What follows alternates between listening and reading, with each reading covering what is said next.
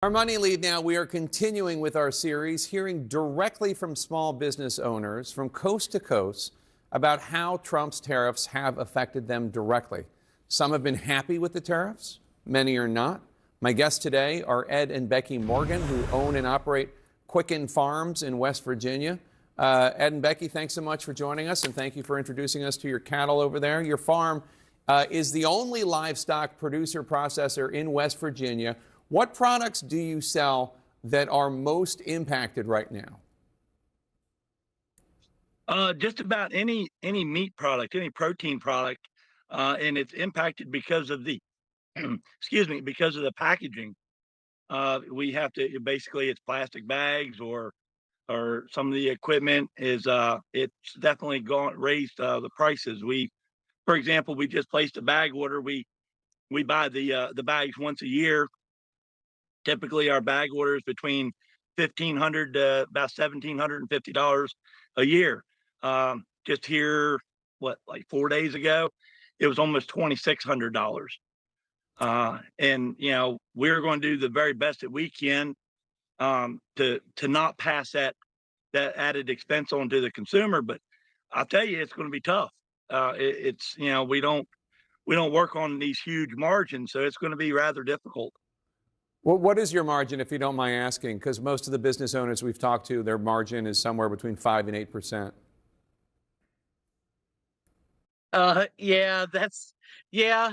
That's generous. I think you'll find most people are going to be like us, and we don't get a paycheck. There is no paycheck to us. We just kind of have to figure ourselves into part of the budget to keep the lights on. It's not a separate business; it's our way of life. So, yeah, our margins right now, before the markup, is probably 5, maybe 6%. Yeah. President Trump is hinting at a deal right now that would come soon with China. Would lower tariffs make a significant difference for you, or has so much already happened that it's going to be tough for you to recover from this year? I think I appreciate any forward movement myself. I definitely appreciate it. I think, unfortunately, it's not just the tariffs that are causing the problem. It's just overall uncertainty. We don't know what's going to happen in the next 2 hours.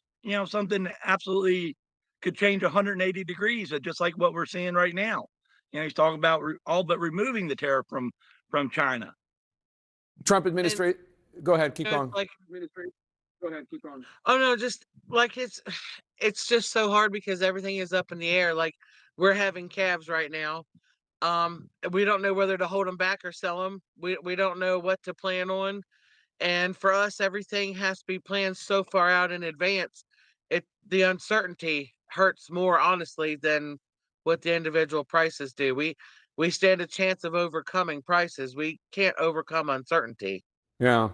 And meanwhile, obviously, the Trump administration cutting a lot of programs. They slashed the budget for the Department of Agriculture's Farm to School program recently, which I understand you were part of. What parts of your operation have been hit because of the funding cut for Farm to School? About 45%. We were fortunate enough to be able to supply several local school districts in our area. And unfortunately, some of them aren't able to continue because they don't have that additional funding. It makes it very difficult. It stops any expansion too. We had hopes of building ourselves up with the school systems because that's a good steady paycheck. It's fulfilling a contracted order that we can rely on.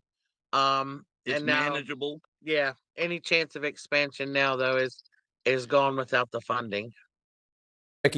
Despite Donald Trump blinking on a bunch of the big disastrous tariffs on the whole world, including Madagascar and the island with the penguins, he announced today he's not just maintaining but increasing his tariffs on China, which is one of our largest trading partners.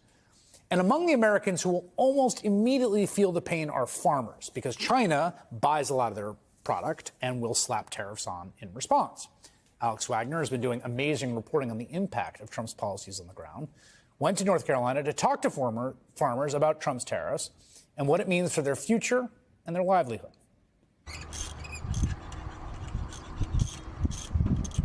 Agriculture, there's about 85% of what happens on my farm that is completely out of my control. Yeah. So I have to do the very best I can at managing that 15% of inputs and cost and labor and marketing and signing the best contract and doing the best job that I can, and leave the other 85% up to the good Lord. And that's all we can do, whether it's weather or disease or a hailstorm or a pandemic or administration. And we just weather the storm.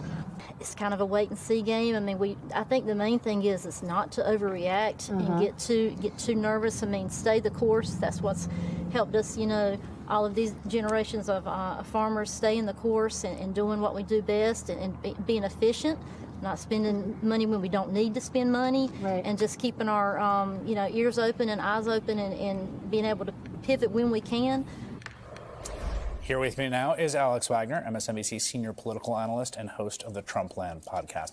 I loved those quotes because I think it's actually a profound insight, like a genuinely profound insight, and also like explains a lot of why a lot of folks are like, yes, we're just going to sort of see where it all goes. I think, it was interesting being in Clayton, North Carolina yesterday as, Wall Street's melting down. The financial world is flipping out. Investors are calling Trump. People can't get through. It's a different reality in red state America. All the people that I talked to at that table had voted for Trump at least once, if not multiple times. And in part because of that, but I think largely because of the attitude you have to take when you are a farmer. You are more sanguine. You are more accepting of external chaos. But I kept saying, this isn't hurricanes. This isn't weather. This isn't an act of God. This is Donald Trump making very clear decisions that put you in financial peril. And it's not just that they sell their, goods to China. It's that they need farm equipment. They need lots of supplies that are manufactured in China. And they've already spent that money, Chris. The way it goes with a commodities trade is you've already put the money in the ground for the seed, the fertilizer, the equipment, the labor. They just got to hope come harvest time that they can sell it at a decent price and don't lose money. And Trump has thrown all of that up in the air, right? But what's so interesting, I think, is the empathy they feel with him insofar as the project of correcting a trade imbalance that they see has been decades in the making. The kinship they feel with him in his political project to break things and upend the status quo, and the fundamental and unspoken belief that if it all does go to hell in a handbag, as it did in 2018, Donald Trump will make sure they are made whole. So I'm speaking of the bailouts that were offered, the money, the assistance that was granted to farmers in the last Trump trade war with China in 2018. And I asked them about that and whether that was something they expected and what they thought of other people who might not be so keen on that idea. This is that conversation.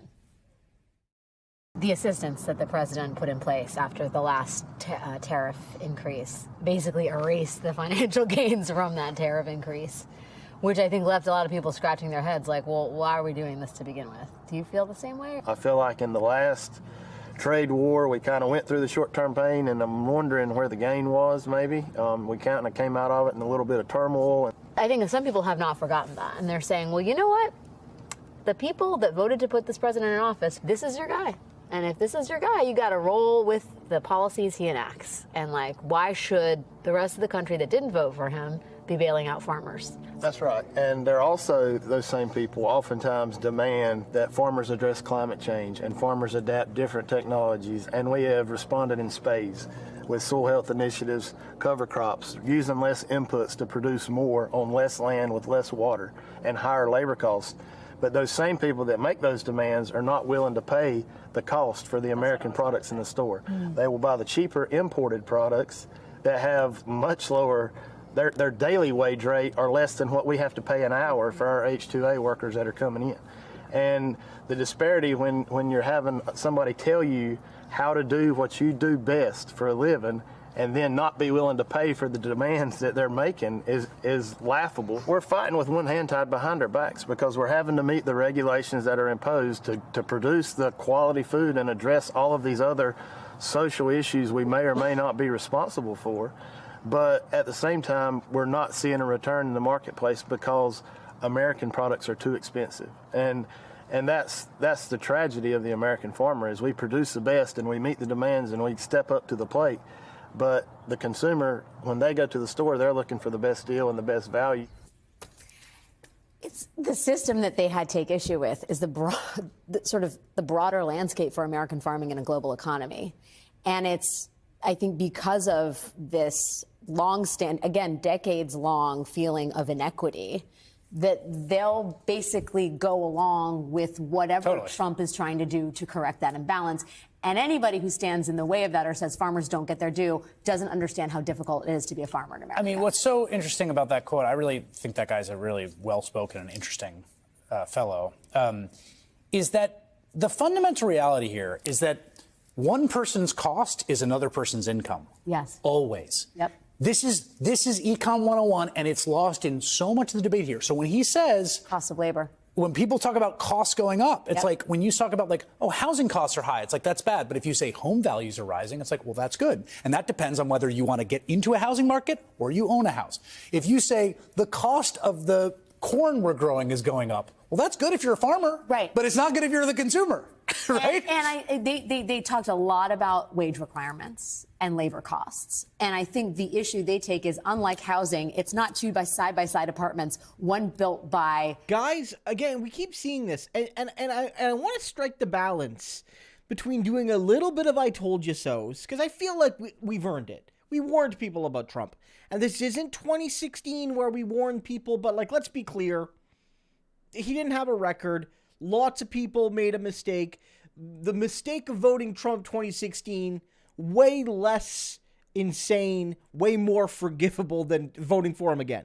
All of that aside, you want to have a little bit of I told you so's, but also see this as a moment for organizing, because what's become clear is that Trump, this time more than last time even, is screwing his own base. Screwing parts of his own base by accident, aka the billionaires. He didn't mean to screw the billionaires, but he did when he crashed the market so hard that, all the tax cuts he could give the rich can't make up for the trillions. He can't cut trillions in taxes, but he can cost them trillions in the market, right? You could go to Elon and say, Elon, give me all this money and you'll make it all back in the tax cuts and the anti-union regulation, anti-worker regulation, anti-environment regulations that I'll give you and other companies.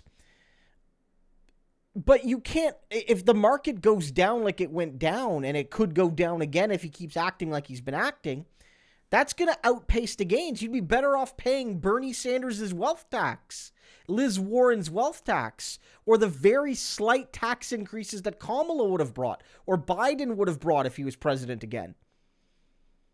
But these small business people, they are being affected on purpose. Trump is hurting them because this is his deliberate policy. These tariffs are deliberate. They're stupid, but he said he was going to do them and he did them. And a lot of MAGA people, whether they're farmers, small business owners, workers, they're realizing that they were not special. That the hurt all the bad people, that was their dream. Well, Trump sees you as one of the bad people, apparently. Learn your lesson. You to Trump are no different than a downtown New York liberal. He might even hate you more.